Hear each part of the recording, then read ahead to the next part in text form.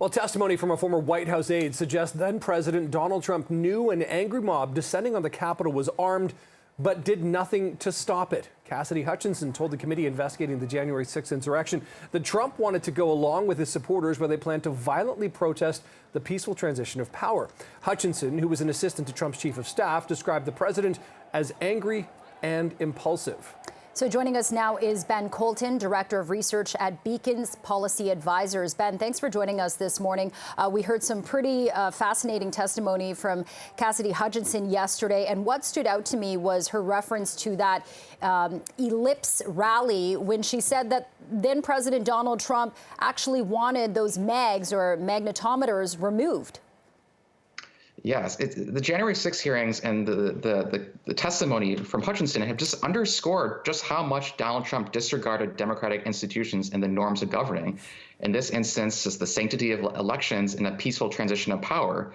And maybe it shouldn't surprise anyone for a person who has no governing experience before, but these testimonies, especially from Hutchinson, who's really in the thick of the Trump camp, really lays bare just how much Trump and his associates tried to overturn the election, engage in with violent protesters, and have a disregard to his number two, Vice President Mike Pence. Mm-hmm. And there's always some sort of shock factor in kind of the Trump show, but the latest testimony just underscores just that the Trump president he was more about Trump himself than about the American presidency. Yeah, suggesting that they had weapons, but he was sure that they weren't going to use them on him. You talk about the Trump show, Ben, and in classic Trump fashion, Trump goes to his own social media and says, hardly knew her, never heard of her, couldn't figure out a police lineup practically. It's just such a classic response. I mean, should we read anything into it more than like, what else did you expect from Donald Trump? Of course. I mean, politically, in the long term, this in of itself won't bring down Trump. He's defied so many controversies that seem to kind of wreck his political future. And the Republican elite, they're still scared of him. And they're scared of him saying an endorsement against him or that he's threatening to bring down the Republican Party. And so they're just relying on people like these aides, this 25-year-old aide, and people like Representative Liz Cheney to kind of do the dirty work and take the political hits. But in terms of maybe the long term, maybe these hearings provide an opening for, in an American government political system for Republicans, a Trumpism without Trump. Mm-hmm. So the former president, he isn't going to be taken down by a January 6th hearing or by someone who's anti-Trump. He's going to be taken down by someone who can better claim the America First and the Make America Great Again mantle.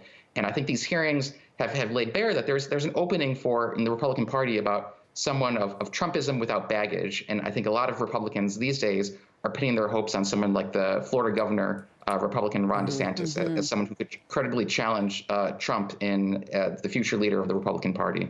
Yeah, so we have this House committee hearing. We've heard so much evidence from witnesses, Ben, but it's still pretty much a huge unknown what the Department of Justice will do. And Attorney General Merrick Garland has a pretty tough decision or job on his hands right now.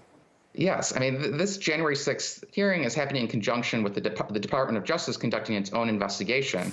And I think that it's a very tough decision for Garland. Not proceeding to prosecute could be seen as Trump and his associates are above the law and they're leaving little consequences to their actions. And they could leave them and others to kind of be emboldened to do the same thing again. But going after Trump, a past and potentially future political foe for Joe Biden, will only fan the partisan flames and could be seen as a political retribution. So any prosecution would likely take years, and a winning case in front of a judge and jury is a higher bar to clear than the court of public opinion. So for now, the DOJ is certainly investigating, and they're looking to do something. But it's hard right now to see Trump directly being in legal jeopardy. Okay, fascinating stuff. It's been just wild to watch what's unfolded, of course, at that hearing. Ben Colton, Director of Research from Beacon Policy Advisors, thanks for being here this morning. Really appreciate your analysis. Thank you. Thank you.